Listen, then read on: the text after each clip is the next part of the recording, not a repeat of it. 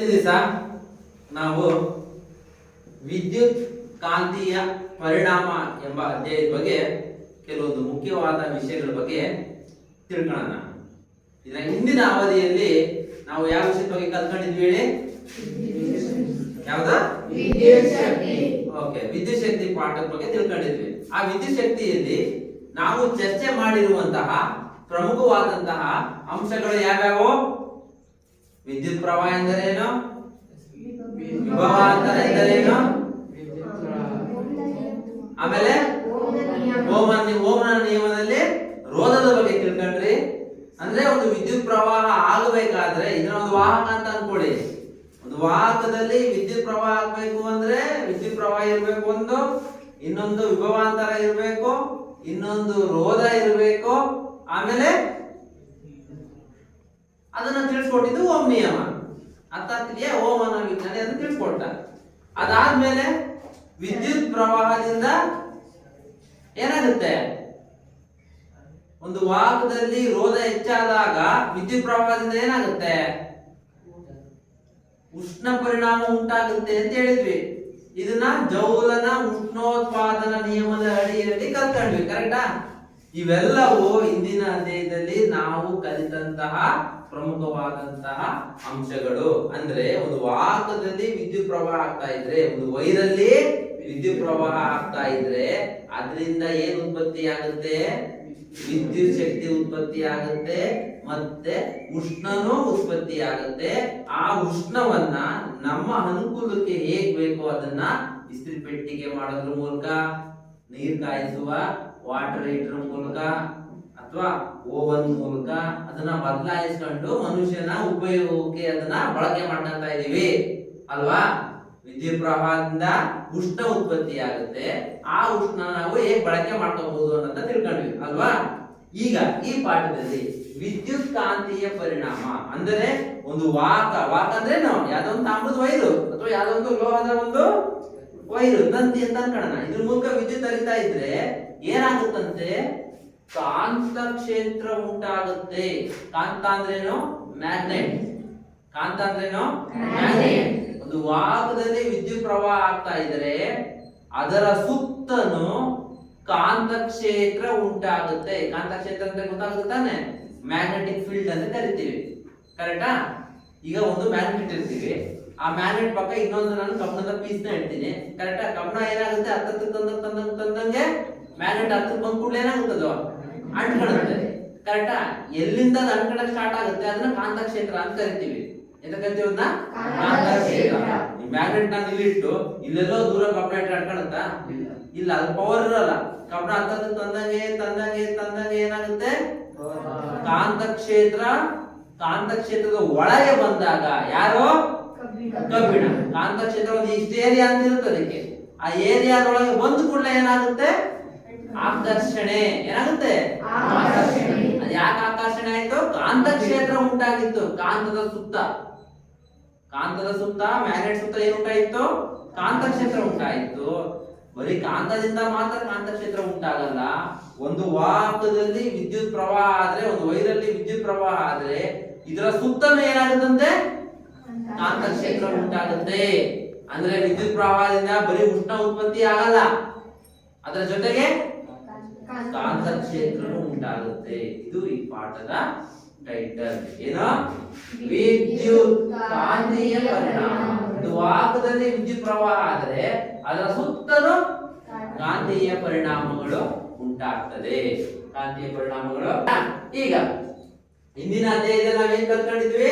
ವಿದ್ಯುತ್ ಪ್ರವಹಿಸಿರುವ ಒಂದು ವಾಹಕದ ಸುತ್ತ ಕಾಂತ ಕ್ಷೇತ್ರ ಉಂಟಾಗುತ್ತೆ ಅಂತ ತಿಳ್ಕೊಂಡ್ವಿ, ಕರೆಕ್ಟಾ? ಏನೋ ಒಂದು ವಾಹಕದ ಸುತ್ತ ಅರ್ಥ ಆಗ್ತಿದೆಯಲ್ಲ?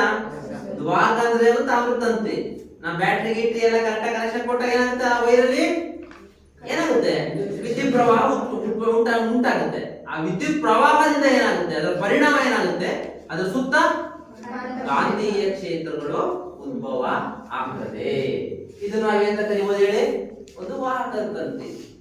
ಇಲ್ಲಿ ನಮಗೆ ಕಾಣ್ತಿರೋದು ತಾಮ್ರದ ತಂತಿಯ ರೀತಿ ಕಾಣ್ತಾ ಇದೆ. ನಾವು ವಾಹಕ ಅಂತ ಕರಿಬಹುದಲ್ವಾ? ಇದರಲ್ಲಿ ನಾನು ಏನಾದ್ರೂ ಬ್ಯಾಟ್ರಿ ಕನೆಕ್ಷನ್ ಕೊಟ್ರೆ ಇಲ್ಲಿ ಇದ್ರ ಸುತ್ತ ಏನಾಗುತ್ತೆ? ವಿದ್ಯುತ್ ಪ್ರವಾಹ ಹರಿಯಕ್ಕೆ ಸ್ಟಾರ್ಟ್ ಆಗುತ್ತೆ. ವಿದ್ಯುತ್ ಪ್ರವಾಹ ಅಲೆಗೆ ಸ್ಟಾರ್ಟ್ ಆದಾಗ ಇದು ಸುತ್ತ ಏನು ಉಂಟಾಗುತ್ತೆ? ಕಾಂತೀಯ ಕ್ಷೇತ್ರ, ಮ್ಯಾಗ್ನೆಟಿಕ್ ಫೀಲ್ಡ್. ಕಾಂತ ಕ್ಷೇತ್ರ ಅಂದ್ರೆ ಮ್ಯಾಗ್ನೆಟಿಕ್ ಫೀಲ್ಡ್ ಉತ್ಪತ್ತಿ ಆಗುತ್ತೆ. ಆ ಮ್ಯಾಗ್ನೆಟಿಕ್ ಫೀಲ್ಡ್ ಒಳಗೆ ನಾವು ಯಾವ್ದಾದ್ರು ಒಂದು ಸಣ್ಣ ಕಬ್ಬಿಣದ ಪೀಸೋ ಅಥವಾ ಇನ್ನೊಂದು ಸಣ್ಣ ಕಾಂತವನ್ನು ಇಟ್ಟಾಗ ಏನಾಗುತ್ತೆ? ಆಕರ್ಷಣೆಗೆ ಒಳಪಡುತ್ತೆ. ಅರ್ಥ ಆಗ್ತಿದ್ಯಾ? ಹೇಳಿ, ಒಂದು ವೈರಲ್ಲಿ ಕರೆಂಟ್ ಪಾಸ್ ಆಗ್ತಾ ಇದ್ರೆ ಅದ್ರ ಸುತ್ತ ಕಾಂತ ಕ್ಷೇತ್ರ ಉಂಟಾಗುತ್ತೆ. ಈಗ ನಾನು ಸ್ವಿಚ್ ಹಾಕ್ತೀನಿ ಅಂತ ತಿಳ್ಕೊಳ್ಳಿ. ಸ್ವಿಚ್ ಹಾಕಿದಾಗ ಇದೇ ವೈರ್ ಕಾಣ್ತಾ ಇರ್ತಾನೆ. ನಮ್ ಕಣ್ಣಿಗೆ ಏನ್ ಕಾಣುತ್ತೆ? ಆ ವೈರಲ್ಲಿ ವಿದ್ಯುತ್ ಪ್ರವಾಹ ಆಗ್ತಾ ಇದೆ ಅಂತ ಹಿಂದಿನ ಪಾಠದಲ್ಲಿ ಕಲ್ತ್ಕೊಂಡ್ವಿ. ಈ ವೈರಲ್ಲಿ ಏನು ಉದ್ಭವ ಆಗ್ತಾ ಇದೆ? ವಿದ್ಯುತ್ ಪ್ರವಾಹ ಆಗ್ತಾ ಇದೆ ಅಂತ ಗೊತ್ತು ನಿಮಗೆ. ಈ ಪಾಠದಲ್ಲಿ ಏನ್ ಹೇಳಕ್ಕೆ ಹೊರಟಿದ್ದಾರೆ? ಇದರಲ್ಲಿ ಬರೀ ವಿದ್ಯುತ್ ಪ್ರವಾಹ ಆಗ್ತಾ ಇಲ್ಲ, ಇದರ ಸುತ್ತ ಏನಾಗ್ತಾ ಇದೆ ಅಂತೆ? ಕಾಂತ ಕ್ಷೇತ್ರ ಉಂಟಾಗ್ತಾ ಇದೆ. ಏನಾಗ್ತಿದೆ? ಕಾಂತ ಕ್ಷೇತ್ರ ಉಂಟಾಗ್ತಾ ಇದೆ. ಹಂಗಾರೆ ಸರ್ ಒಂದು ಕಬ್ಬಣ ಕೊಡ್ತೀನಿ ಸರ್, ಒಂದು ಕಬ್ಬಣ ತಗೊಂಡು ನೀವು ಇಲ್ಲಿ ಅಂಟ್ಕೊಂತ ಇಲ್ಲ. ಅದು ಉಂಟಾಗಿರುವಂತಹ ಕಾಂತ ಕ್ಷೇತ್ರ ಏನಾಗಿರುತ್ತೆ? ಬಹಳ ಕಡಿಮೆ ಪ್ರಮಾಣದಲ್ಲಿ ಆಗಿರುತ್ತೆ. ಓಕೆನಾ? ಅದಕ್ಕೆ ಅದು ಅಂಟ್ಕೊಳ್ಳೋದಿಲ್ಲ. ಒಟ್ಟು ಕಾಂತ ಕ್ಷೇತ್ರ ಉಂಟಾಗುತ್ತೆ. ಅದನ್ನ ಸಾಕಷ್ಟು ಪ್ರಯೋಗಗಳು ನಾವು ತಿಳ್ಕೊಳ್ಳೋಣ ಮುಂದಿನ ಅಧ್ಯಾಯದಲ್ಲಿ. ಓಕೆ, ನೋಡಿ ಒಂದು ಚಟುವಟಿಕೆ ಇದೆ. ಸೇಮ್ ಅಲ್ವಾ? ನೀವು ಹಿಂದಿನ ಪಾಠ ನೋಡಿ ಏನು ಎಕ್ಸ್ ವೈ ಅನ್ನೋದು ಒಂದು ತಾಮ್ರದ ವೈರು. ಏನಿದೊಂದು ಎಕ್ಸ್ ವೈ ಅನ್ನೋದು ಒಂದು ತಾಮ್ರದ ವೈರು. ಓಕೆನಾ? ಇವೆಲ್ಲವೂ ನಾವು ಹಿಂದಿನ ಅಧ್ಯಯನ ಮಾಡಿದ್ವಿ ಅಲ್ವಾ? Battery, ammeter, rheostat, plug key ಎಲ್ಲ ಕೊಟ್ಟಿದ್ದೀವಿ. ಸ್ವಿಚ್ ಹಾಕಿದೀವಿ. ಹಾಕಿದಾಗ ಏನಾಗುತ್ತೆ? ಇದರಲ್ಲಿ ಕರೆಂಟ್ ಪ್ಲಸ್ ಇಂದ ಬಂತು ಬಂತು ಬಂತು ಎಕ್ಸ್ ಗೆ ಬಂತು ಕರೆಂಟ್. ಎಕ್ಸ್ ಇಂದ ಕರೆಂಟ್ ಎಲ್ಲಿ ಹೋಯ್ತು? ವೈ ಹೋಯ್ತು. ಏನಾಗ್ತದೆ ಅಂದ್ರೆ ಈ ವೈರಲ್ಲಿ ಈಗ ವಿದ್ಯುತ್ ಪ್ರವಾಹ ಆಗ್ತಾ ಇದೆ. ಕರೆಕ್ಟಾ? ಈಗ ಇದ್ರ ಸುತ್ತ ಏನು ಉಂಟಾಗಬೇಕು? ಕಾಂತ ಕ್ಷೇತ್ರ ಉಂಟಾಗಬೇಕು. ಕಾಂತ ಕ್ಷೇತ್ರ ಉಂಟಾಗಕ್ಕೆ ನಾನಿಲ್ಲಿ ಸಣ್ಣದೊಂದು ದಿಕ್ಸೂಚಿಯನ್ನ ಇಟ್ಟಿದ್ದೀನಿ. ದಿಕ್ಸೂಚಿ ಅಂದ್ರೆ ಗೊತ್ತಾ? ದಿಕ್ಕನ್ನ ತೋರಿಸುತ್ತೆ. ಉತ್ತರನ, ದಕ್ಷಿಣನ, ಪೂರ್ವನ, ಪಶ್ಚಿಮನ, ನಾರ್ತ್, ಈಸ್ಟ್, ವೆಸ್ಟ್, ಸೌತ್ ಅಂತ ನೋಡಿ ಇರುತ್ತಾನೆ ಆ ದಿಕ್ಸೂಚಿ. ಆ ದಿಕ್ಸೂಚಿ ಏನಾಗುತ್ತೆ? ಅದ್ರಲ್ಲಿ ಇರುತ್ತಲ್ಲ ಒಂದು ಮುಳ್ಳು, ಅದು ಸ್ವಿಚ್ ಹಾಕಿದ ಕೂಡಲೇ ಏನಾಗುತ್ತೆ? ವಿಚಲನೆ ಆಗಕ್ಕೆ ಸ್ಟಾರ್ಟ್ ಆಗುತ್ತೆ. 0 ಇರುತ್ತೆ ಸ್ಟಾರ್ಟಿಂಗು. ಸ್ವಿಚ್ ಹಾಕಿದ ಕೂಡಲೇ ಏನಾಗುತ್ತೆ? ಡೈರೆಕ್ಷನ್ ಚೇಂಜ್ ಮಾಡುತ್ತೆ. ಅಂದ್ರೆ ಆ ಡೈರೆಕ್ಷನ್ ಚೇಂಜ್ ಮಾಡ್ತು ಅಂದ್ರೆ ಏನ್ ಅರ್ಥ? ಅಲ್ಲಿ ಕಾಂತ ಕ್ಷೇತ್ರ ಉಂಟಾಗಿದೆ. ಎಲ್ಲಿಂದ ಒಂದು ಕಾಂತ ಕ್ಷೇತ್ರ? ನಾವಿಲ್ಲಿ ಯಾವ ಮ್ಯಾಗ್ನೆಟ್ ಇಟ್ಟಿಲ್ವಲ್ಲ? ಮ್ಯಾಗ್ನೆಟ್ ಇಟ್ಟಿದೀವ ಇಲ್ಲ ನಾವೆಲ್ಲರೂ? ಮತ್ತೆ ಯಾಕೆ ವಿಚಲನೆ ಆಯ್ತು? ಕರೆಂಟ್ ಹಾಕಿದ ಕೂಡಲೇ ಏನಾಯ್ತು? ವಿದ್ಯುತ್ ಪ್ರವಾಹ ಆಯ್ತು. ವಿದ್ಯುತ್ ಪ್ರವಾಹ ಆಗ್ತಾ ಸುತ್ತ ಏನು ಉಂಟಾಗುತ್ತೆ? ಕಾಂತ ಕ್ಷೇತ್ರ ಉಂಟಾಯ್ತು. ಕಾಂತ ಕ್ಷೇತ್ರ ಅಂದ್ರೆ ಮ್ಯಾಗ್ನೆಟ್ ತಾನೆ ಅದು. ಕಾಂತ ಕ್ಷೇತ್ರ ಅಂದ್ರೆ ಏನು? ಮ್ಯಾಗ್ನೆಟ್. ಒಂದು ಮ್ಯಾಗ್ನೆಟ್ ನ ದಿಕ್ಸೂಚಿ ಹತ್ರ ಇಟ್ಟು ಕೂಡಲೇ ಏನಾಗುತ್ತೆ? ಅದು ವಿಚಲನೆ ಆಗುತ್ತೆ. ಅರ್ಥ ಆಗ್ತಿದ್ಯಾ? ನಾವ್ ಯಾವ್ದೋ ದಿಕ್ಕಿಗೆ ಹೋಗಿರ್ತೀವಿ, ಯಾವ್ದೋ ಕಾಡಿಗೆ ಹೋಗಿರ್ತೀವಿ, ನಾವೆಲ್ಲೋ ಕಳೋಗಿರ್ತೀವಿ. ಅವಾಗ ನಮ್ಮ ಹತ್ರ ಒಂದು ದಿಕ್ಸೂಚಿ ಇರುತ್ತೆ. ದಿಕ್ಸೂಚಿನ ಇಟ್ಕೊಂಡು ನಾವು ಯಾವ ಡೈರೆಕ್ಷನ್ ಅಲ್ಲಿ ಇದೀವಿ ಅಂತ ತೋರಿಸುತ್ತೆ ತಾನೆ. ಅದ್ಯಾಕೆ ದಿಕ್ಕನ್ನ ತೋರಿಸುತ್ತೆ? ಆ ತೋರಿಸ್ಬೇಕು ಅಂದ್ರೆ ಕಾಂತಕ್ಷೇತ್ರ ಇರ್ಬೇಕು. ಆ ಕಾಡಲ್ಲಿ ಕಾಂತಕ್ಷೇತ್ರ ಸಿಗುತ್ತೆ. ಭೂಮಿಯ ಗರ್ಭನಲ್ಲಿ ಕಾಂತ ಇದೆ. ಭೂಮಿಯ ಗರ್ಭದಲ್ಲಿ ಯಾರಿದ್ದಾರೆ? ಕಾಂತ ಕ್ಷೇತ್ರ ಇದೆ. ದಿಕ್ಸೂಚಿಯಲ್ಲೂ ಒಂದು ಸಣ್ಣ ಕಾಂತ ಇರುತ್ತೆ. ಅವೆರಡು ಕಾಂತಗಳ ಹತ್ರಕ್ಕೆ ಇಟ್ಟಾಗ ಅದು ವಿಚಲನೆ ತೋರಿಸುತ್ತೆ. ಅರ್ಥ ಆಗ್ತಿದೆಯಾ? ಯಾಕೆ ವಿಚಲನೆ ತೋರಿಸುತ್ತೆ ಅಂತದ್ದು? ಆ ಮುಳ್ಳು ಯಾಕೆ ಅಲ್ಲಾಡುತ್ತೆ? ಅರ್ಥ ಆಯ್ತಾ? ಕರೆಕ್ಟ್. ಎರಡು ಕಾಂತ ಕ್ಷೇತ್ರದಲ್ಲಿ ಇಟ್ಟಾಗ ಅದು ದಿಕ್ಕು ತೋರಿಸೋದ್ರ ಮೂಲಕ ಅದು ವಿಚಲನೆ ಆಗುತ್ತೆ. ಇಲ್ಲಿ ಯಾಕೆ ಇದು ವಿಚಲನೆ ಆಗ್ತಾ ಇದೆ? ಕಾಂತ ಕ್ಷೇತ್ರ ಈ ವೈರ್ ಸುತ್ತ ಇದೆ. ಯಾಕೆ ಬಂತು ಕಾಂತ ಕ್ಷೇತ್ರ ವೈರ್ ಸುತ್ತ? ಸ್ವಿಚ್ ಹಾಕಿದ ಕೂಡಲೇ ಏನಾಯ್ತದೆ? ವಿದ್ಯುತ್ ಪ್ರವಾಹ ಉಂಟಾಯ್ತು. ವಿದ್ಯುತ್ ಪ್ರವಾಹ ಉಂಟಾದ ತಕ್ಷಣ ಏನಾಗಬೇಕು? ಕಾಂತ ಕ್ಷೇತ್ರ ಉಂಟಾಗಬೇಕು. ಇದು ಒಂದು ಮ್ಯಾಗ್ನೆಟ್. ದಿಕ್ಸೂಚಿನೂ ಕೂಡ ಒಂದು ಸಣ್ಣ ಮ್ಯಾಗ್ನೆಟ್ ತರ. ಭೂಮಿಯ ಗರ್ಭದಲ್ಲಿ ಮ್ಯಾಗ್ನೆಟ್ ಇತ್ತು, ಅವಾಗ ವಿಚಲನೆ ತೋರಿಸ್ತು. ಕಾಡಲ್ಲಿ, ಸಮುದ್ರದಲ್ಲೂ ಎಲ್ಲ ಒಂದ್ ಕಡೆ. ಕರೆಕ್ಟಾ? ಇಲ್ಲಿ ವೈರ್ ಸುತ್ತ ಮ್ಯಾಗ್ನೆಟಿಕ್ ಫೀಲ್ಡ್ ಇದೆ, ಇದ್ರ ಸುತ್ತ ಮ್ಯಾಗ್ನೆಟಿಕ್ ಫೀಲ್ಡ್ ಇದೆ. ಎರಡು ಸೇರಿ ವಿಚಲನೆ ಆಯ್ತು. ಅರ್ಥ ಆಯ್ತಾ? ಅರ್ಥ ಆಗ್ತಿದ್ಯಾ? ಓಕೆ. ಇದನ್ನ ಫಸ್ಟ್ ನಮಗೆ ಕಂಡುಹಿಡಿದುಕೊಟ್ಟಿದ್ದು ಯಾರು? ಹ್ಯಾನ್ಸ್ ಕ್ರಿಸ್ಟಿಯನ್ ಅಲ್ಸ್ಟೆಡ್ ಅವರು 19ನೇ ಶತಮಾನದಲ್ಲಿ ಪ್ರಪ್ರಥಮ ಬಾರಿಗೆ ಏನ್ ತಿಳಿಸ್ಕೊಟ್ರು? ಯಾವುದೇ ಒಂದು ವಾಹಕದಲ್ಲಿ ವಿದ್ಯುತ್ ಪ್ರವಾಹ ಉಂಟಾಗ್ತಿದ್ರೆ ಅದರ ಸುತ್ತಲೂ ಕಾಂತ ಕ್ಷೇತ್ರ ಉಂಟಾಗುತ್ತೆ ಅಂತ ಅವರು ನಮಗೆ 19ನೇ ಶತಮಾನದ ಮುಂಚೂಣಿಯಲ್ಲಿ ಅವರು ತಿಳಿಸ್ಕೊಡ್ತಾರೆ. ಅವರ ಒಂದು ಗೌರವಾರ್ಥವಾಗಿ ನಾವು ಕಾಂತ ಕ್ಷೇತ್ರ ಬಲದ ಭೌತ ಪರಿಣಾಮದ ಏಕಮಾನವಾಗಿ ಅಲ್ಸ್ಟೆಡ್ ಅಂತ ನಾವು ಹೆಸರಿಸ್ತಾ ಇದೀವಿ. ಓಕೆನಾ? ನೆಕ್ಸ್ಟ್ ಇಲ್ಲಿ ನೋಡ್ತಿದ್ದೀರಾ, ನಾನು ಅವರೇ ಹೇಳಿದ್ನಲ್ಲ, ಏನಿದು ದಿಕ್ಸೂಚಿ ಎಂತ ಕಟ್ಟಿದ್ನ? ದಿಕ್ಸೂಚಿ. North, south, east, west. ಇದು ಒಂದು ಮ್ಯಾಗ್ನೆಟ್, ದಂಡಕಾಂತ, ಬಾರ್ ಮ್ಯಾಗ್ನೆಟ್ ಅಂತ ಕರಿತೀವಿ. ಅಂತ ಕರಿತೀವಿ ಬಾರ್ ಮ್ಯಾಗ್ನೆಟ್. ಓಕೆನಾ? ಅದನ್ನ ದಂಡಕಾಂತ ಅಂತ ಕನ್ನಡದಲ್ಲಿ ಕರಿತೀವಿ. ಇದನ್ನ ಮತ್ತೆ ಇದನ್ನ ಹತ್ತು ತಂದಾಗ ಇದು ವಿಚಲನೆ ಆಗಕ್ಕೆ ಸ್ಟಾರ್ಟ್ ಆಗುತ್ತೆ. ಯಾಕೆ ವಿಚಲನೆ ಆಗುತ್ತೆ? ಇದ್ರೊಳಗೆ ಒಂದು ಸಣ್ಣ ಮ್ಯಾಗ್ನೆಟ್ ಇರುತ್ತೆ, ಇದು ಕೂಡ ಒಂದು ಮ್ಯಾಗ್ನೆಟ್. ಎರಡು ಕಾಂತ ಕ್ಷೇತ್ರಗಳು ಒಂದಕ್ಕೊಂದು ಹತ್ರಕ್ಕೆ ತಂದಾಗ ಆ ಮುಳ್ಳು ವಿಚಲನೆ ಮಾಡೋದ್ರ ಮೂಲಕ ನಾವು ಯಾವ ದಿಕ್ಕಲ್ಲಿದ್ದೀವಿ ಅಂತ ಸೂಚಿಸುತ್ತೆ. ಆ ತತ್ವದ ಮೇಲೆ ಈ ದಿಕ್ಸೂಚಿ ಕಾರ್ಯನಿರ್ವಹಿಸುತ್ತೆ. ಆಗ್ತಿದ್ಯಾ? Okay, next. ವಾಸ್ತವವಾಗಿ ದಿಕ್ಸೂಚಿಯು ಕೂಡ ಒಂದು ಸಣ್ಣ ದಂಡಕಾಂತ ಇದ್ದಂತೆ. ನಾನು ಅವಾಗಲೇ ಹೇಳಿದೆ, ಏನಂತ ಹೇಳಿದೆ? ದಿಕ್ಸೂಚಿಯೊಳಗೂ ಕೂಡ ಸಣ್ಣ ದಂಡಕಾಂತ ಇರುತ್ತೆ. ದಿಕ್ಸೂಚಿ ಅಂದ್ರೇನು? ಯಾವ್ದನ್ನ ಮಾಡಿರ್ತಾರೆ?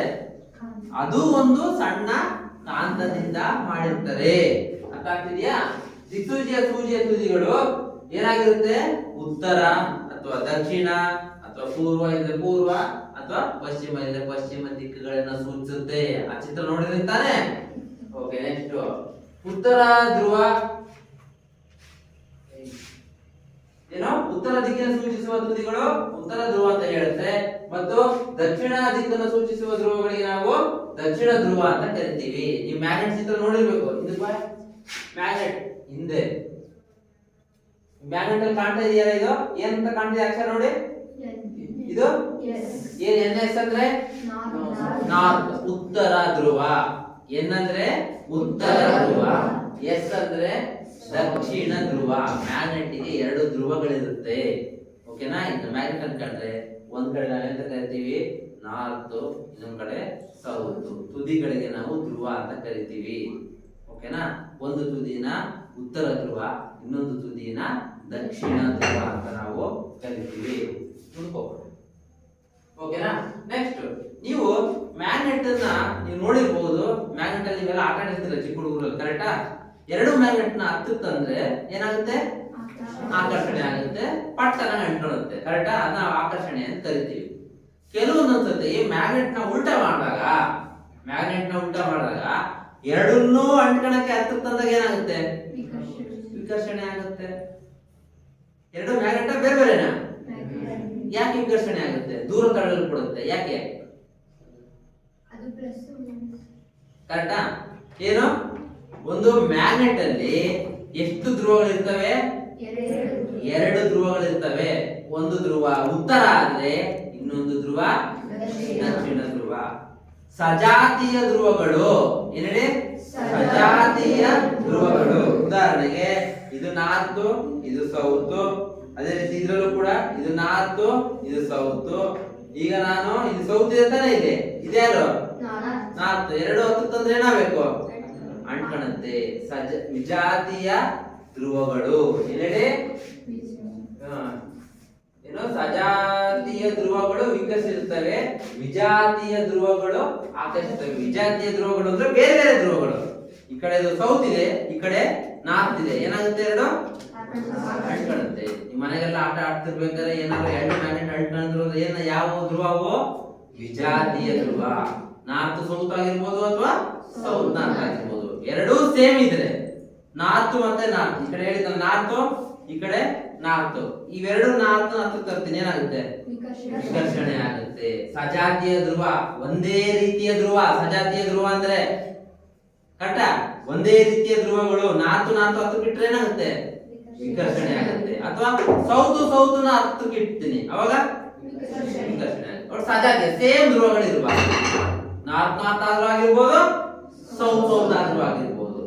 ಅವನ್ನ ಸಜಾತೀಯ ಧ್ರುವಗಳು ಒಂದನ್ನೊಂದನ್ನ ದೂರ ತಳ್ಳುತ್ತೆ, ಅದನ್ನ ವಿಕರ್ಷಣೆ ಅಂತ ಕರಿತೀವಿ. ಕರೆಕ್ಟಾ? ಅದೇ ವಿಜಾತೀಯ ಧ್ರುವಗಳು ಅಂದ್ರೆ ಬೇರೆ ಬೇರೆ ಧ್ರುವಗಳು. ಯಾವ್ಯಾವ ಬೇರೆ ಬೇರೆ ಧ್ರುವಗಳು ಅಂದ್ರೆ ನಾರ್ತ್ ಸೌತ್ ಅಥವಾ ಸೌತ್ ನಾರ್ತ್. ಎರಡು ಹತ್ತುತ್ತಂದ್ರೆ ಏನಾಗುತ್ತೆ? ಆಕರ್ಷಣೆ ಆಗ್ತದೆ. ಓಕೆ, ಇಲ್ಲಿ ನೀವು ನೋಡಬಹುದು, ನಾನು ಅವಾಗಲೇ ಹೇಳಿದಂಗೆ ಏನಿದು ದಂಡಕಾಂತ. ಏನಿದು ದಂಡಕಾಂತ.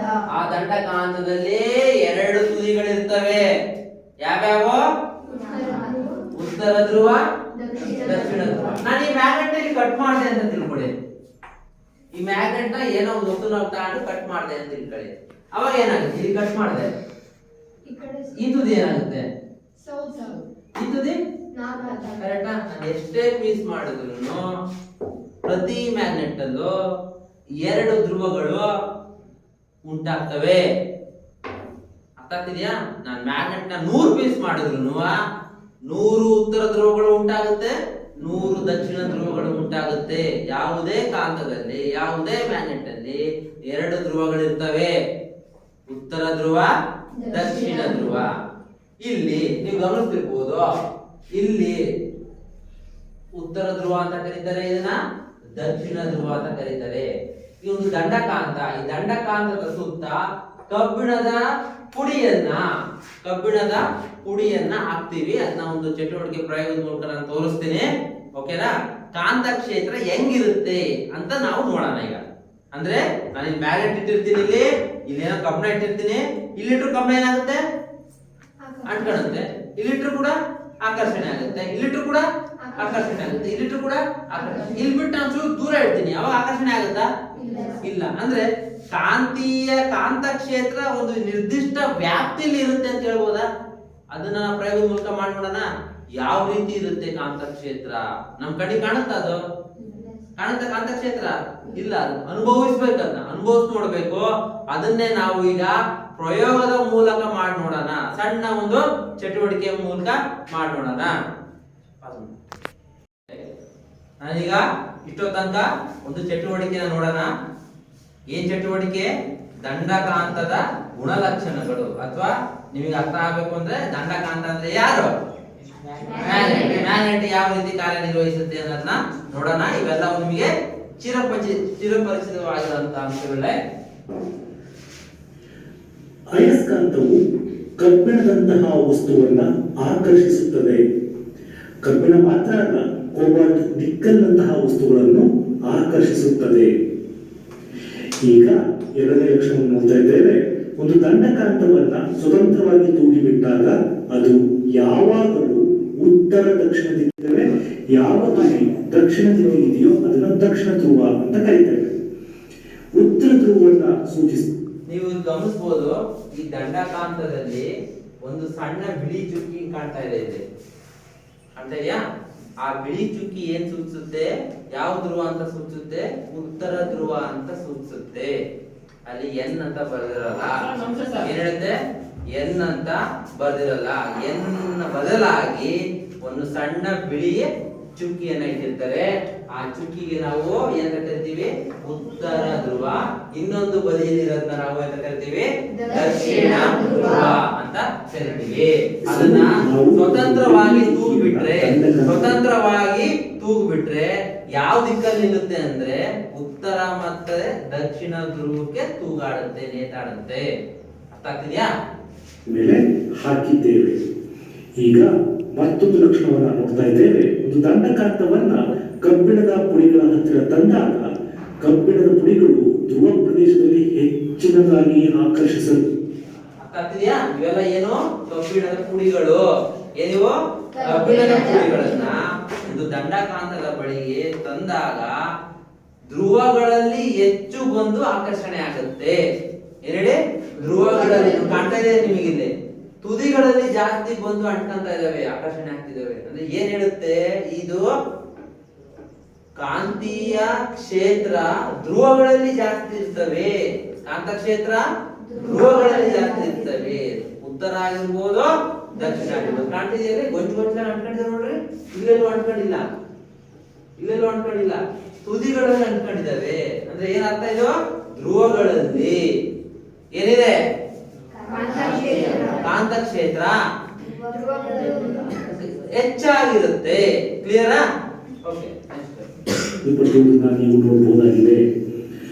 ಹಾಗೆಯೇ ಒಂದು ದಂಡಕಾಂತದ ಉತ್ತರ ಧ್ರುವವನ್ನ ಮತ್ತೊಂದು ದಂಡಕಾಂತದ ಉತ್ತರ ಧ್ರುವದ ನೋಡಿ ವಿಕರ್ಷಿಸಲಾಗಿದೆ. ಏನಾಗ್ತಿದೆ? ಇದು ಯಾವ ತುದಿ? ಇದು ಯಾವ ತುದಿ? ಹೆಂಗ್ ಹೇಳ್ತಿದ್ದೀರಾ ಉತ್ತರ ಅಂತ? ಬಿಳಿ ಚುಕ್ಕಿ ಇತ್ತು ಅಂದ್ರೆ ಏನಂತ ಅದು? ಉತ್ತರ ಧ್ರುವ. ಎರಡು ಸಜಾತಿಯ ಧ್ರುವಗಳು ನೆನಪಿದೆ? ಈ ತರ ಹೇಳಿದ್ದಲ್ಲ, ಸಜಾತಿಯ ಧ್ರುವಗಳು ಒಂದನ್ನೊಂದು ಹತ್ತಂದ್ರೆ ಏನಾಗಬೇಕು? ಆಗ್ತಿದೆ ವಿಕರ್ಷಣೆ. Okay, next. ಹಾಗೆಯೇ ಒಂದು ದಂಡಕಾಂತದ ದಕ್ಷಿಣ ಧ್ರುವವನ್ನ ಮತ್ತೊಂದು ದಂಡಕಾಂತದ ಉತ್ತರ ಧ್ರುವದ ಹತ್ರಕ್ಕೆ ತಂದಾಗ ಅದು ಆಕರ್ಷಿಸುತ್ತದೆ. ಅಯಸ್ಕಾಂತದ ಪ್ರಮುಖ ಲಕ್ಷಣಗಳು ಈ ರೀತಿಗಳು. ಅಯಸ್ಕಾಂತವು ಕಬ್ಬಿಣದಂತಹ ವಸ್ತುಗಳನ್ನು ಆಕರ್ಷಿಸುತ್ತದೆ. ಪ್ರತಿಯೊಂದು ಅಯಸ್ಕಾಂತಕ್ಕೆ ಎರಡು ಧ್ರುವ ಪ್ರದೇಶಗಳಿದ್ದು ಧ್ರುವಗಳು ಹೆಚ್ಚಿನ ಆಕರ್ಷಣಾ ಸಾಮರ್ಥ್ಯವನ್ನು ಹೊಂದಿರುತ್ತವೆ. ಸ್ವತಂತ್ರವಾಗಿ ತೂಗಿಬಿಟ್ಟ ಅಯಸ್ಕಾಂತವು ಯಾವಾಗಲೂ ಉತ್ತರ ದಕ್ಷಿಣ ದಿಕ್ಕಿನಲ್ಲಿ ತಟಸ್ಥವಾಗುತ್ತದೆ. ಈಗ ತಾನೇ ಕಲಿತಿರೋಂತ ಅಂಶಗಳಿವು. ಅರ್ಥ ಆಯ್ತಾ? ಏನಾದ್ರು ಹೇಳ್ಬೇಕಾದ್ರೆ ಮತ್ತೆ ಬಿಡಿಸಿ. ಯಾವಾಗಲೂ ಕಬ್ಬಿಣಂತ ವಸ್ತುಗಳನ್ನ ಆಕರ್ಷಣೆ ಮಾಡುತ್ತೆ. ಎರಡು ತುದಿಗಳಿರುತ್ತೆ, ಎರಡು ಧ್ರುವಗಳಿರ್ತವೆ. ಅವನ್ನ ಉತ್ತರ ಮತ್ತೆ ದಕ್ಷಿಣ ಧ್ರುವ ಅಂತ ಕರಿತೀವಿ. ಆ ಧ್ರುವಗಳಲ್ಲಿ ಆಕರ್ಷಣೆ ಬಲ ಏನಾಗಿರುತ್ತೆ? ಹೆಚ್ಚಾಗಿರ್ತದೆ. ಸ್ವತಂತ್ರವಾಗಿ ತೂಗು ಬಿಟ್ರೆ ಆ ದಂಡಕಾಂತ ಯಾವ ದಿಕ್ಕನ್ನು ಸೂಚಿಸುತ್ತೆ? ಉತ್ತರ ಮತ್ತೆ ದಕ್ಷಿಣ ಧ್ರುವದಲ್ಲಿ ಅದು ತೂಗಾಡ್ತಿರುತ್ತೆ. ಓಕೆನಾ? ಓಕೆ ಓಕೆ ಈಗ ನಾವು ಒಂದು ದಂಡಕಾಂತದ ಸುತ್ತ ಕಾಂತಕ್ಷೇತ್ರ ಹೇಗಿರುತ್ತೆ ಅನ್ನೋದನ್ನ ತಿಳ್ಕೊಳ್ಳುವಂತಹ ಸಣ್ಣ ಪ್ರಯೋಗವನ್ನ ಈಗ ನಾವು ವಿಡಿಯೋದಲ್ಲಿ ನೋಡ್ತಿದ್ದೀವಿ. ಅರ್ಥ ಆಗ್ತಿದೆಯಾ? ಓಕೆ, ನೋಡಿ ಇಲ್ಲಿ ಇದೇನಿದು? ದಂಡಕಾಂತ. ಇದು ಯಾವ ತುದಿ?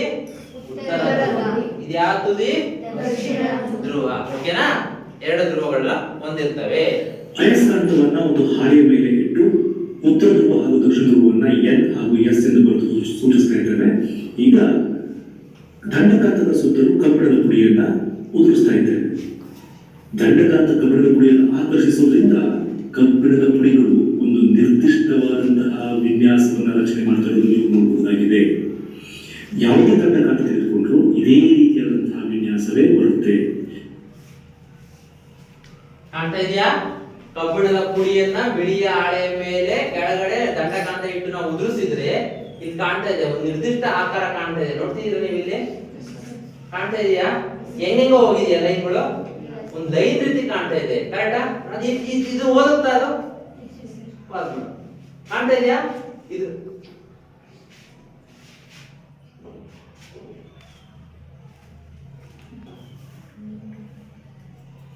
ಇದು ಲೈನ್ಗಳು ನೋಡಿ, ಇದೇ ರೀತಿ ಇದೆ ತಾನೆ? ಹಿಂಗೆ ತಾನೆ ಇದ್ದಿದ್ದು.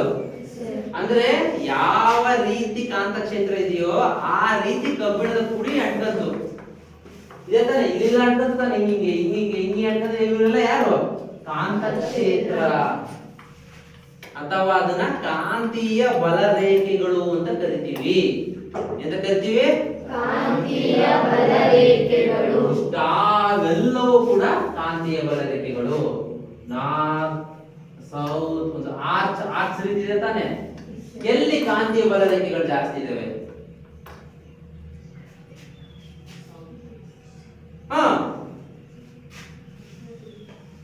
ಅಲ್ವಾ? ಕಾಂತೀಯ ಬಲರೇಖೆಗಳು ಎಲ್ಲಿ ಜಾಸ್ತಿ ಇದಾವೆ? ಎಲ್ಲಿ? ಉತ್ತರ ಧ್ರುವ ಮತ್ತು ದಕ್ಷಿಣ ಧ್ರುವಗಳಲ್ಲಿ ಕಾಂತೀಯ ಬಲರೇಖೆಗಳು ಜಾಸ್ತಿ ಇದಾವೆ. ಹಾಗಾಗಿ ಆ ಕಬ್ಬಿಣದ ಪುಡಿ ಎಲ್ಲಿ ಜಾಸ್ತಿ ಅಂಟ್ಕಂತು? ಧ್ರುವಗಳಲ್ಲಿ ಜಾಸ್ತಿ ಇರುತ್ತೆ ಅದರ ಒಂದು ಶಕ್ತಿ ಅಂತ ಹೇಳಿದ್ವಿ ತಾನೆ? ಕಾಂತೀಯ ಬಲರೇಖೆಗಳು ಧ್ರುವಗಳಲ್ಲಿ ಜಾಸ್ತಿ ಇರುತ್ತೆ ಅನ್ನೋದನ್ನ ಸರಳ ಪ್ರಯೋಗದ ಮೂಲಕ ನಾವು ತಿಳ್ಕೊಂಡ್ವಿ. ನೋಡಿದ್ರ? ನೆಕ್ಸ್ಟ್, ಈಗ ಇಲ್ಲಿಂದ ಇಲ್ಲಿಗೆ ಹೋಗಿದೆಯಾ ಕಾಂತೀಯ ಬಲರೇಖೆಗಳು? ನಾರ್ತ್ ಇಂದ ಸೌತ್ ಹೋಗಿದೆಯಾ ಅಂತ ಚೆಕ್ ಮಾಡೋಣ. ಕರೆಕ್ಟಾ? ಆರ್ಚ್ ಬರೆದ್ರೆ ಹಿಂಗಾರು ಬರಿಬಹುದು, ಆರ್ಚು ಈ ಕಡೆನಾರು ಬರಿಬಹುದು. ಎಲ್ಲಿಂದ ಸ್ಟಾರ್ಟ್ ಆಗಿ ಎಲ್ಲಿಗೆ ಹೋಯ್ತು ಅನ್ನೋದನ್ನ ನಾವಿಲ್ಲಿ ಪ್ರಯೋಗ ಮಾಡ್ತಾ ಇದೀವಿ. ದಂಡಕಾಂತ ಇಟ್ಟಿದೀವಿ.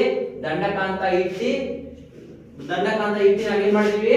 ಯಾರಿರಲ್ಲ, ದಿಕ್ಕು ಈ ಕಡೆ ಉತ್ತರ ಧ್ರುವದಲ್ಲಿ ಇಟ್ಟು ಒಂದು ದಿಕ್ಸೂಚಿ ಇಟ್ಟಿದೀವಿ. ಅವು ಮುಳ್ಳು ಯಾಕಡೆ ಬಂದೆ ನೋಡ್ರಿ, ಈ ಕಡೆ ತೋರಿಸ್ತಾ ಇದೆ. ಕಾಣ್ತಾ ಇದೆ ಇದು ಮುಳ್ಳಿನ ತುದಿ, ಆರಾಮಾಗಿ ತುದಿ. ಇದು ಹಿಂಭಾಗ ಎಲ್ಲಿ ತೋರಿಸ್ತು, ಈ ಕಡೆ ಮಗ ತೋರಿಸ್ತು. ಇಲ್ಲಿಟ್ಟಾಗ ಈ ಕಡೆ ತೋರಿಸ್ತು. ಕಾಣ್ತಿದ್ಯಾ ಚಿತ್ರ? ಇಲ್ಲಿಟ್ಟಾಗ ಹಿಂಗ್ ಬಂತು. ಈಗ ಕಡೆ ತುದಿಗೆ ಹೋಗ್ತಿದೀವಿ, ಸೌತ್ ತುದಿಗೆ ಹೋಗ್ತಿದೀವಿ. ಅವಾಗ ಮುಳ್ಳು ಕಡೆ ಬಂತು ಈ ಕಡೆ. ಅಂದ್ರೆ ಎಲ್ಲಿಂದ ಸ್ಟಾರ್ಟ್ ಆಗಿ ಎಲ್ಲಿಂದ ಎಂಡ್ ಆಗಿದೆ, ಎಲ್ಲಿಂದ ಉತ್ಸರ್ಜಿಸಲ್ಪಡ್ತು, ಎಲ್ಲಿಂದ ಶುರು ಆಯ್ತು, ಯಾವ ಧ್ರುವದಿಂದ ಶುರುವಾಯಿತು ಕಾಂತೀಯ ಬಲ ರೇಖೆ? ಹಾಗಾದ್ರೆ ಉತ್ತರ ಧ್ರುವದಿಂದ ಶುರುವಾಗಿ ಎಲ್ಲಿ ಹೋಗ್ತಾ ಇದೆ?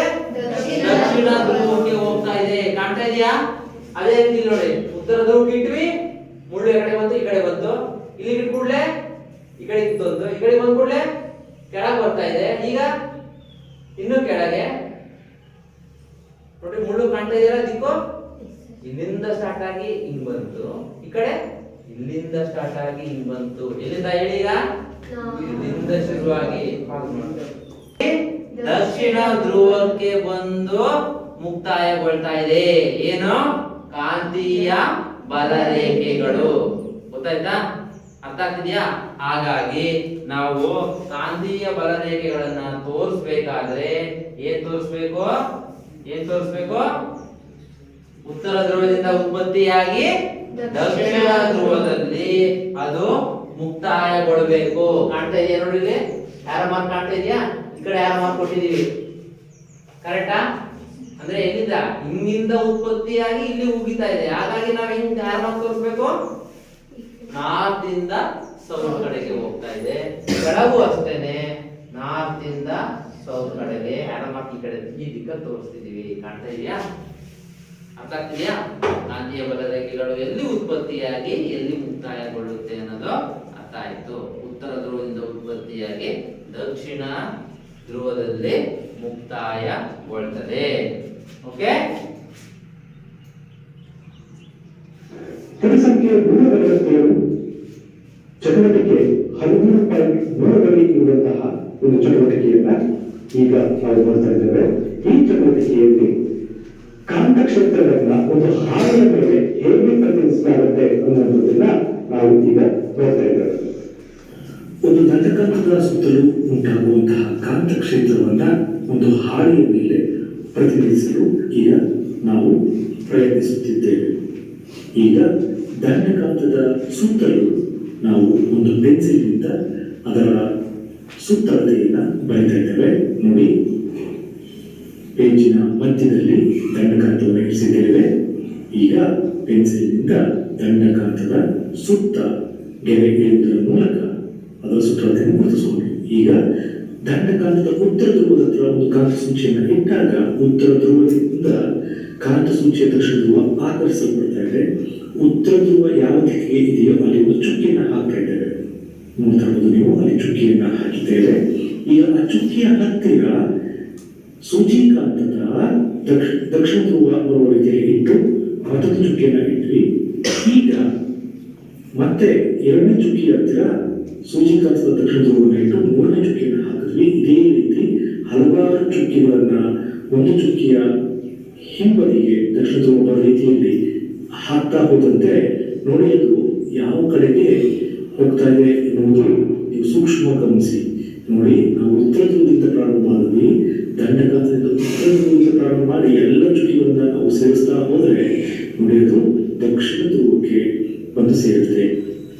ಈಗ ಇನ್ನೊಂದು ದಿಕ್ಕಿನಲ್ಲಿ ನಾವು ಕಳೆದ ಬಾರಿ ಏನ್ ಮಾಡುವ ಅದೇ ರೀತಿ ಚುಕ್ಕಿಯನ್ನು ಹಾಕ್ತಾ ಹೋಗ್ತಾ ಇದ್ದೇವೆ.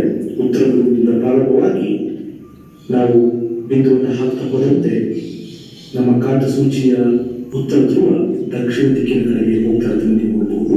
ನಾವು ಗುರುತಿಸಿದಂತಹ ಚುಕ್ಕಿಗಳನ್ನ ಸೇರಿಸಿದಾಗ ಇದರ ಬಾಗಿದ ಬಿಲ್ಲಿನ ರೀತಿಯಲ್ಲಿ ನಮಗೆ ಕಾಂತಕ್ಷೇತ್ರ ಉಂಟಾಗಿರುವುದನ್ನು ನೋಡಬಹುದು. ನಿಮಗೆ ಸೂಕ್ಷ್ಮ ಗಮನಿಸಿ, ಧ್ರುವ ಪ್ರದೇಶಗಳಲ್ಲಿ ಹೆಚ್ಚಿನ ಬಲರೇಖೆಗಳನ್ನು ನೀವು ಗಮನಿಸಬಹುದು.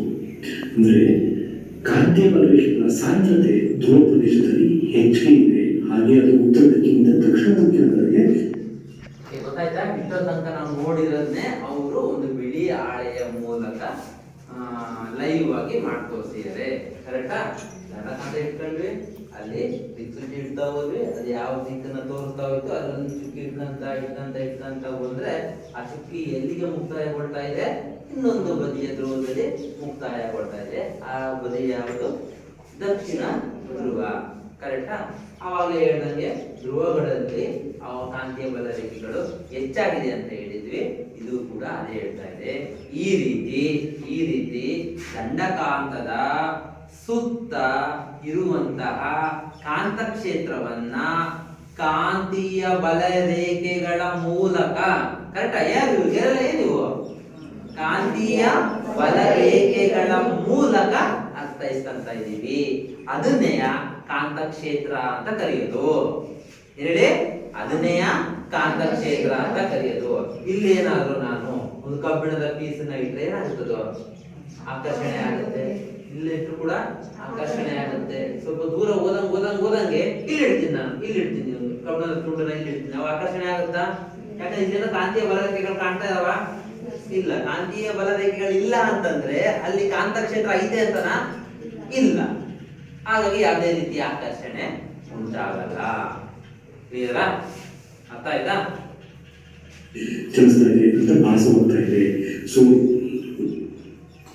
ಒಂದು ಕಾಂತಿ ಬಲ ರೇಖೆ ಮತ್ತೊಂದು ಕಾಂತಿ ಬಲ ರೇಖೆಯನ್ನ ಛೇದಿಸ್ತಾ ಇಲ್ಲ, ಅವು ಸಪರೇಟ್ ಆಗಿ ಇರೋದನ್ನ ನೀವು ಗಮನಿಸಬಹುದಾಗಿದೆ. ಕರೆಕ್ಟ್. ಇದನ್ನು ಗಮನಿಸಿರ್ಬಲ್ಲ ನೀವು. ನಾವು ಕಾಂತೀಯ ಬಲ ರೇಖೆಗಳು ಎಷ್ಟೊಂದು ಬಲ ರೇಖೆಗಳನ್ನ ನೋಡಿದ್ವಿ ಅವಾಗಿಂದನು. ಯಾವ್ದಾದ್ರೂ ಒಂದು ಕಾಂತೀಯ ಬಲ ರೇಖೆಗಳು ಇನ್ನೊಂದು ಕಾಂತೀಯ ಬಲ ರೇಖೆಗಳನ್ನ ಅಡ್ಡ ಸಿಡ್ಕೊಂಡು ಹೋಗಿದ್ಯಾ ಅಥವಾ ಇದಕ್ಕೂ ಟಚ್ ಆಗಿದೆಯಾ? ಎಲ್ಲರೂ ಕಾಂತೀಯ ಬಲ ರೇಖೆ ಇದಕ್ಕೇನಾದ್ರು ಕ್ರಾಸ್ ಮಾಡ್ಕೊಂಡು ಹೋಗಿದ್ಯಾ? ಹಿಂಗೇನಾದ್ರು ಅಡ್ಡ ಹೋಗಿದ್ಯಾ ಅಥವಾ ಇದೇನಾದ್ರು ಹಿಂಗ್ ಹೋಗಿದ್ಯಾ ಅಥವಾ ಇವ್ಯಾವ ಇದ್ರ ಮೇಲೆ ಅಡ್ಡ ಸಿಡ್ಕೊಂಡು ಹೋಗಿದ್ಯಾ? ಅದನ್ನ ಹಾರ್ಕೊಂಡು ಹೋಗಿದ್ಯಾ ಈ ತರ ಕಾಟ್ ರೀತಿ? ಇಲ್ಲ ಅಲ್ವಾ? ಕಾಂತೀಯ ಬಲ ರೇಖೆಗಳು ಒಂದೊಂದು ಟಚ್ಚೇ ಆಗಿಲ್ಲ, ಒಂದೊಂದು ಛೇದಿಸವ ಎಲ್ಲಾದ್ರೂ. ಯಾವುದೇ ಕಾರಣಕ್ಕೂ ಕಾಂತೀಯ ಬಲ ರೇಖೆಗಳು ಒಂದನ್ನೊಂದು ಛೇದಿಸುವುದಿಲ್ಲ. ನೆನ್ಪಿಟ್ಕೊಳ್ಳಿ, ಪರೀಕ್ಷೆಯಲ್ಲಿ ಬರುತ್ತೆ ಕಾಂತೀಯ ಬಲ ರೇಖೆಗಳು ಒಂದೊಂದು ಛೇದಿಸ್ತಾವ ಅಂತ ಕೇಳ್ತಾರೆ.